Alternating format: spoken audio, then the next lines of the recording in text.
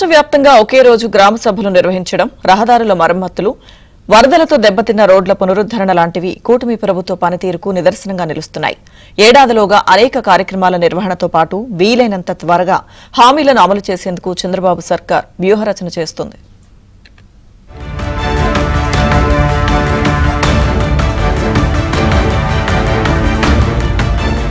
జగన్ పాలనా కాలంలో జరిగిన తప్పిదాలను కూటమి సరిదిద్దింది. విజయవాడలో వైద్య విశ్వవిద్యాలయానికి డాక్టర్ ఎన్టీఆర్ హెల్త్ యూనివర్సిటీగా పేరును పునరుద్ధరించారు.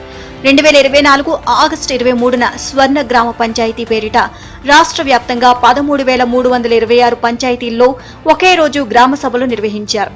ప్రజావేదిక, ప్రజా దర్బార్ ద్వారా ముఖ్యమంత్రి చంద్రబాబు, మంత్రి నారా లోకేష్ తో పాటు మంత్రులంతా అర్జీలను స్వీకరించారు. వాటి పరిష్కారానికి మార్గాలను సైతం అన్వేషించారు.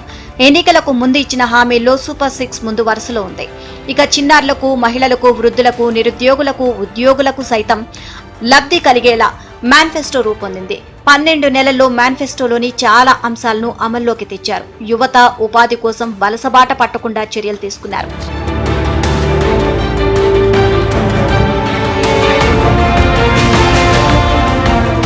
వైసీపీ ప్రవేశపెట్టిన అమ్మఒడిలో 15,000కు గాను 13,000 మాత్రమే ఇచ్చేవారు. అయితే కూటమి సర్కార్ తల్లికి వందనం పేరుతో ఇంటిలో ఎంతమంది పిల్లలు ఉంటే అంతమందికి లబ్ధి కలిగేలా చేస్తోంది.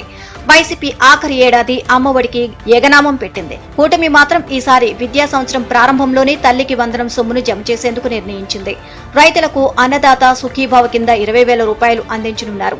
19 నుంచి 59 ఏళ్ల మహిళలకు ప్రతి నెల 1,500 రూపాయలు జమ చేసే ప్రక్రియను త్వరలో ప్రారంభిస్తారు. జనసేన ప్రకటించిన షణ్ముఖ వ్యూహానికి కూడా సూపర్ 6 లో భాగం కల్పించారు.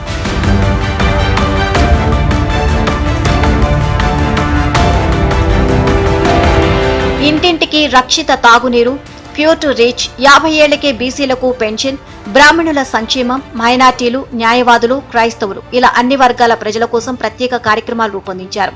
నేత కార్మికులు, మత్స్యకారులు, యాదవులు ఇలా ఇతరాత్ర వర్గాలకు వేరువేరుగా అమలు చేసే కార్యక్రమాలు చాలా ఉన్నాయి.